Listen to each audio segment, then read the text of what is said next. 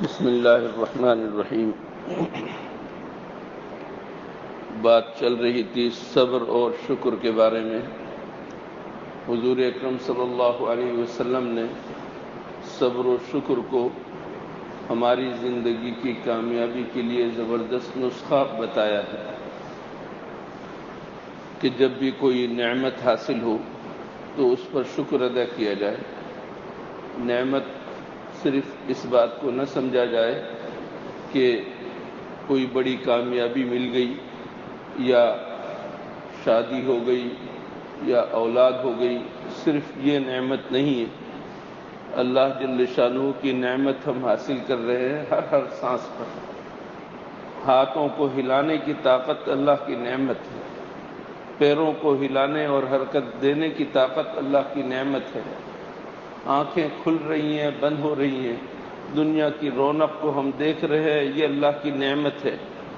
ہر نعمت پر اللہ کا شکر ادا کرنا چاہیے اور اس کا استحضار ہونا چاہیے۔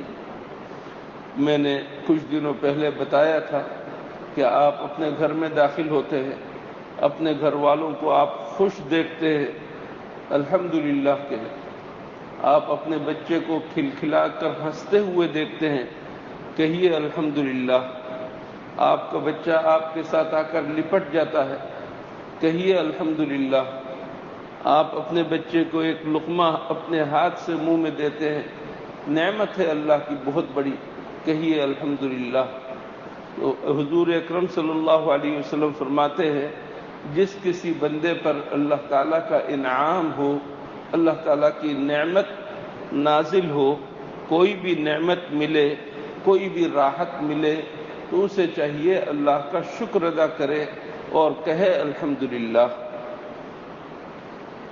فرمایا کہ جو بندہ روزگار کی تنگی محسوس کرتا ہو، روزگار موجود نہ ہو یا روزگار کم ہو، اس کے پاس روزی کی تنگی ہے، پیسے نہیں ہیں، دولت نہیں ہے، پریشان ہے، کیا کرنا چاہیے اسے؟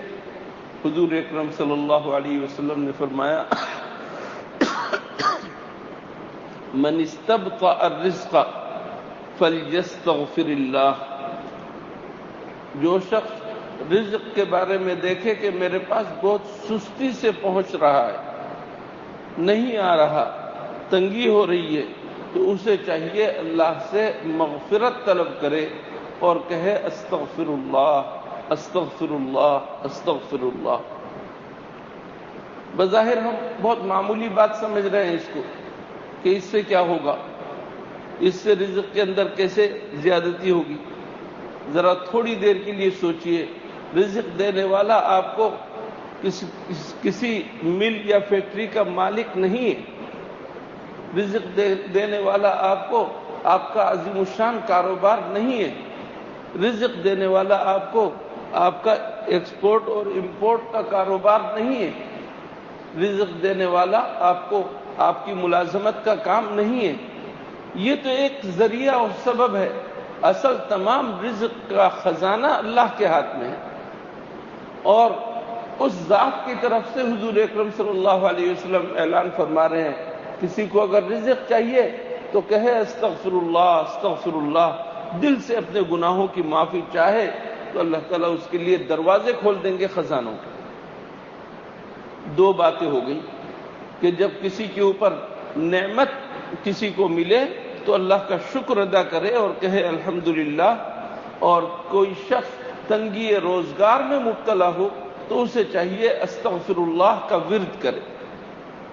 تیسری بات فرمائی کہ اگر کسی کو کوئی پریشانی لاحق ہو جائے، کوئی افتاد آ پڑے، کوئی مصیبت آ جائے، تو وہ کہے لا حول ولا قوت الا باللہ، لا حول ولا قوت الا باللہ۔ کس قدر معمولی ذکر ہے، اور چونکہ روحانی چیز ہے، ایک معنوی چیز ہے، مادی چیز نہیں ہے، اس وجہ سے ہم سمجھتے ہیں کہ کچھ نہیں ہے، جبکہ اصل معنویت اسی کے اندر ہے۔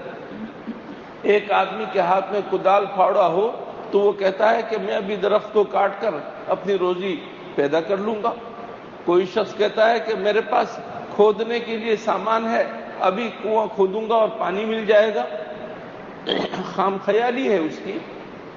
وہ مادی چیزوں کو ہی سب کچھ ذریعہ سمجھ رہا ہے، جبکہ مادی چیز تمام چیزوں کا ذریعہ نہیں ہے، تمام چیزیں حاصل ہونے کا سبب نہیں ہے.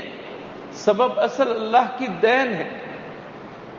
اللہ فرما رہا ہے لا حول ولا قوت الا باللہ، کہو تمہاری پریشانیاں دور ہوں گی. لا حول ولا قوت الا باللہ ایک حدیث میں آتا ہے عرش کے نیچے کے خزانوں میں سے ہے، عرش کے نیچے کے خزانوں میں سے ہے لا حول ولا قوت الا باللہ. خوب ہمیں الحمدللہ، استغفر اللہ اور لا حول ولا قوت الا باللہ کا ورد کرنا چاہیے. اللہ تعالی ہمارے تمام مسائل کو حل فرمائے گا. جب ہمارے اوپر کوئی نعمت آئی، ہم نے اللہ کا شکر ادا کیا، وہ نعمت ہمارے پاس برقرار رہے گی، اس نعمت میں اضافہ ہوگا. رزق کے اندر تنگی ہوتی ہے، پریشانی ہوتی ہے، استغفر اللہ کہیں گے کسی قسم کی تنگی ختم ہو جائے گی، ہر قسم کی تنگی. اور کوئی اچانک افتاد آ پڑے، لا حول ولا قوت الا باللہ کہیے، وہ پریشانی دور ہو جائے گی. ایک انسان کو اور کیا چاہیے؟